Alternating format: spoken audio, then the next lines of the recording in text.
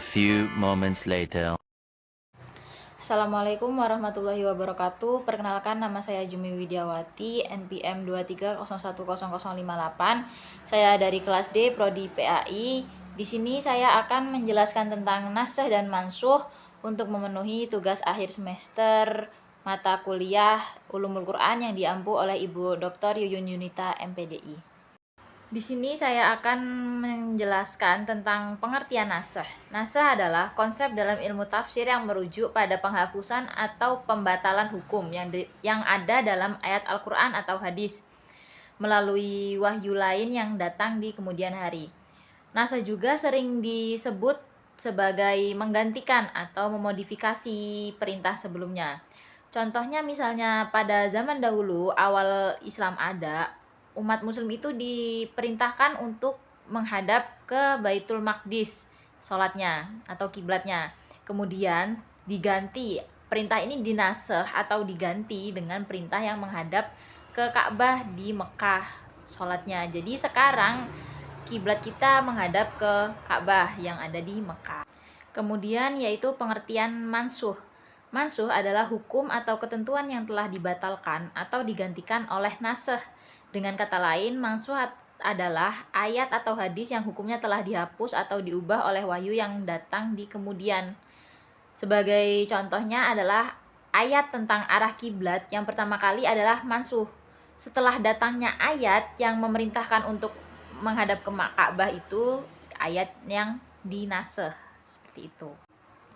Secara keseluruhan, nasakh dan mansuh adalah konsep yang menunjukkan evolusi dan penyesuaian hukum Islam sesuai dengan konteks dan kebutuhan umat muslim pada masa wahyu yang diturunkan.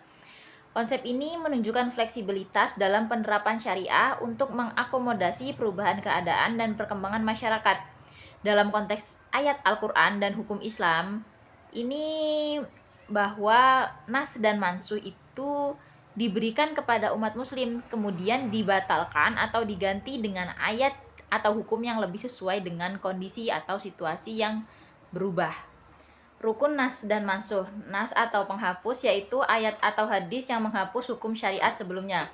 Sedangkan mansuh yaitu yang dihapus ayat atau hadis yang hukumnya dihapus atau digantikan. Yang ketiga yaitu munasih, pihak yang menghapus. Allah Subhanahu wa Ta'ala sebagai pihak yang berwenang melakukan nas.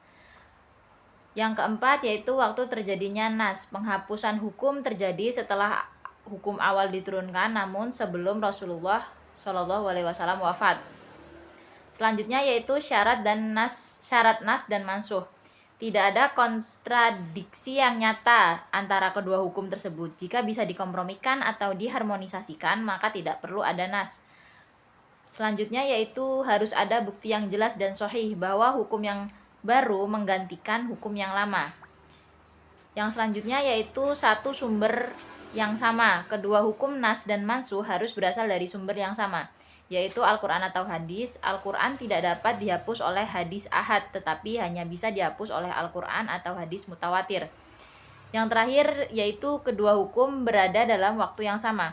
Nas harus ada dalam masa hidup Nabi Muhammad SAW, karena setelah wafat tidak ada lagi wahyu yang turun. Selanjutnya yaitu pembagian nasakh. Yang pertama yaitu Al-Quran yang dinasakh oleh Al-Quran. Para ulama yang menerima adanya nasakh mushaf sepakat dengan Al-Quran tentang adanya mushaf Al-Quran. Dan menurut mereka, hal ini terjadi dengan salah satu contohnya adalah puisi idah 1 tahun yang disalin menjadi idah 4 bulan 10 hari. Yang kedua yaitu nasakh sunnah dan Al-Quran. Kebanyakan ulama memperbolehkan nasakh seperti itu. Misalnya Baitul Maqdis yang ditentukan dalam sunnah dan ketentuan ini ada dalam Al-Quran. Sekian penjelasan dari saya. Jika ada kurang atau lebihnya saya mohon maaf. Saya akhiri. Wassalamualaikum warahmatullahi wabarakatuh.